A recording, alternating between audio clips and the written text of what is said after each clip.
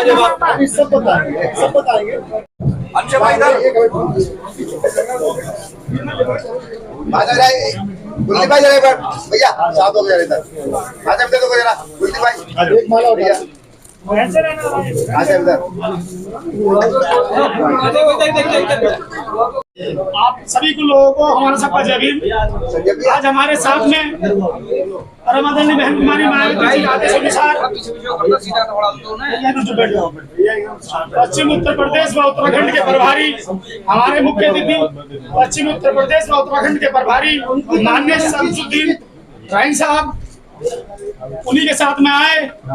हमारे बड़े ही सम्मानित मेरठ मंडल के मुख्य सेक्टर प्रभारी व मुरादाबाद बरेली मंडल के मुख्य सेक्टर प्रभारी श्री राजकुमार गौतम साहब उन्हीं के साथ आए। श्री हमारे मेरठ मंडल के व सहारनपुर मंडल के मुख्य सेक्टर प्रभारी श्री सतपाल पीपला साहब आपके सामने सम्मुख हैं। और जो माननीय बहन जी ने बड़ी महत्वपूर्ण पीसी करने का आदेश इमरजेंसी में आप लोग सभी लोगों को दिया है, तो उसकी पीसी का जो पीसी है आज हमारे मुख्य अतिथि माननीय श्री शमसुद्दीन राइन साहब आपके सामने पेश करेंगे उनका आदेश। धन्यवाद। आया है, मैं अपने दिल की गहराई से आप सब प्रेस बंधुओं पत्रकार बंधुओं का अपने दिल की गहराई से आपने समय दिया है, मैं आपका शुक्रिया अदा करता हूँ, स्वागत करता हूँ कि आपने शॉर्ट नोटिस पे जो बहुजन समाज पार्टी की शोभा बढ़ाई और आप सब आए, मैं इसके लिए आपका थैंक्स अदा करता हूँ। ये अजय कालरा जी आपके एनसीआर से लगे हुए एरिया है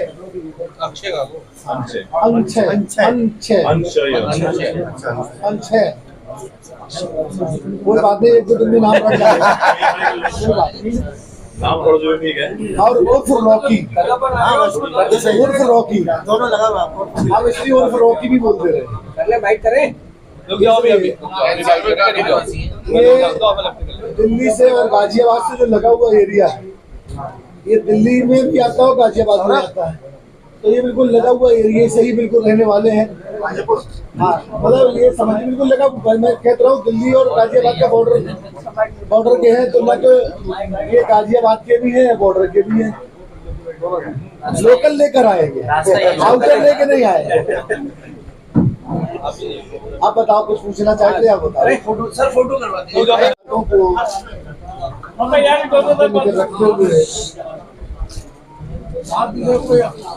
मैं ये बहन जी का जो आदेश है हमारी बहुजन समाज पार्टी की राष्ट्रीय अध्यक्ष बहन कुमारी मायावती जी का आदेश लेकर हम आए हैं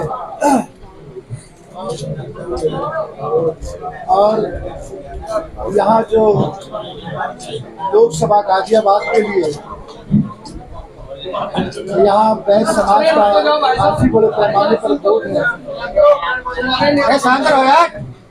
अपर कास्ट समाज में सर्व समाज को सम्मान देते हुए जिस प्रकार हमने और हमारी नेता जो बहन कुमारी मायावती जी ने सर्व समाज को सम्मान देने का जो काम किया है, मैं अपनी नेता बहन कुमारी मायावती जी का शुक्रिया अदा करता हूँ। जिस प्रकार पश्चिमी यूपी में पंजाबी समाज जो बिल्कुल अलग थी, जिस समाज को भागीदारी में देखता था उत्तर प्रदेश में कोई नहीं देता था, बहन जी ने सबसे पहले जो उत्तर प्रदेश के पश्चिमी यूपी है सबसे बड़ी पॉपुलेशन के हिसाब से दलितों को, अक़लियतों को, मतलब मुसलमानों को, पिछड़े समाज में जाट, गुजर, पाल, प्रजापति समाज को और अपर कास्ट में त्यागी और पंजाबी समाज को बहन जी ने मौका दिया है। तो जिस प्रकार हमने मेरठ में त्यागी समाज को मौका दिया है, तो छत्री समाज का हमने गौतम बुद्ध नगर में भी मौका दिया है।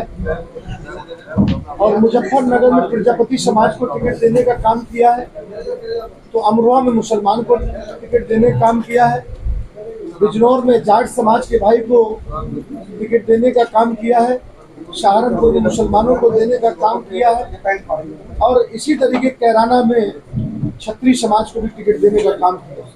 तो आज अपर कास्ट में ब्राह्मण त्यागी हो गए, बैकवर्ड में प्रजापति, जाट और गुर्जर समाज के लोग हो गए, मुस्लिम समाज में भी हमारे बीच में मुस्लिम समाज के भी हो गए, अमरोहा हो चाहे सहारनपुर हो। इसी प्रकार हम लोगों ने छत्री समाज को भी, जो छत्री समाज को सब समाज को मिलाकर बहुजन समाज पार्टी में, बहुजन समाज पार्टी की राष्ट्रीय अध्यक्ष ने सर समाज को मिलाकर जो एक सोशल इंजीनियरिंग का जो फार्मूला तय किया है, जो समाज उसके बाद जो समाज पंजाबी समाज को कभी कोई सम्मान नहीं देता था राजनीतिक रूप से, आज वो सम्मान देने का काम बहन जी ने किया है। गाजियाबाद लोकसभा से अनछय कालरा जी, ये अनछय कालरा जी हैं, इनको बहन जी ने लोकसभा का अनछय कालरा जी है, इनको लोकसभा का प्रत्याशी गाजियाबाद से बनाया गया है। आप अनछय कालरा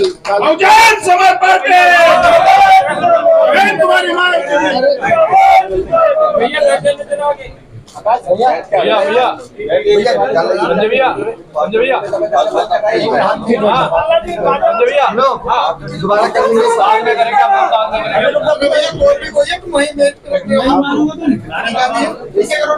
इसलिए आज वोट देने के लिए तैयार है, और इस बार ऐसा रिजल्ट आएगा, ऐसा चौंकाने वाला रिजल्ट आएगा जो आपकी सोचने के लिए कहेंगे कि हमने तो ऐसा सोचा भी नहीं। आपने अभी आप समाज की बात की थी कि बहन जी ने आप बढ़ के हिस्सा लिया है, उस पर क्या कहेंगे? आपने अभी पंजाबी समाज की भी बात की थी, तो उस पर क्या कहेंगे? पंजाबी समाज के आप हैं, बहन जी ने सर समाज को भागीदारी दी, मैंने क्या कहा पिछड़े समाज को दिया है, अगले समाज को भी भागीदारी, मुसलमानों को भी भागीदारी दी है, मेरे समाज में है, और अब पंजाबी समाज जो यहाँ कोई नहीं पूछता था उसको भी सम्मान देने का मुद्दे अनेक हैं। किस मुद्दे की बताएं? आप कुछ समझते हैं मुद्दे इतने हैं। सबसे बड़ा मुद्दा रोजगार है, सबसे बड़ा मुद्दा है इस देश का रोजगार, और दूसरा मुद्दा है विकास। विकास और रोजगार की एक दूसरे की तालमेल है, तो इन दोनों पे काम करने काम बहुजन समाज पार्टी ने 2005 से लेके 2007 से लेके 2012 के बीच में बहन कुमारी माइती जी ने उत्तर प्रदेश की जब सरकार चलाई तो सर समाज को देखते हुए लाइन ऑर्डर मेंटेन किया, विकास किया, और आज़ादी के बाद जितना बैकलॉग खाली था पूरा बैकलॉग भरने का काम नौकरी नौजवानों को देने का काम किया, चाहे शिक्षा हो, चाहे सुरक्षा हो, चाहे स्वास्थ्य हो, चाहे ऊर्जा हो, और लाइट, सड़क, पानी। आपको मालूम है जब उत्तर प्रदेश में बहन कुमारी माइती जी की सरकार थी तो जितने IAS थे और IPS थे, जब बहन जी उत्तर प्रदेश में दौरा करती थी तो कभी बताती नहीं थी, केवल आपका नाम और परिचय। आप सबका आने का बहुत धन्यवाद करता हूँ, आभार करता हूँ कि आप अपना समय निकाल कर यहाँ पर हमारे पास आए। और मेरा नाम है जी अनछय कालरा, रॉकी के नाम से मुझे जाना जाता है, तो लोग मुझे ज़्यादातर रॉकी के नाम से जानते हैं। और मैं आभार व्यक्त करना चाहूँगा पूरी बसपा समाज टीम का, मायावती जी का, क्योंकि उन्होंने हमारे को मौका दिया, हमारे को इस काबिल समझा और हमारे को ये अवसर दिया है जिससे हम अपने जन की सेवा कर सकें।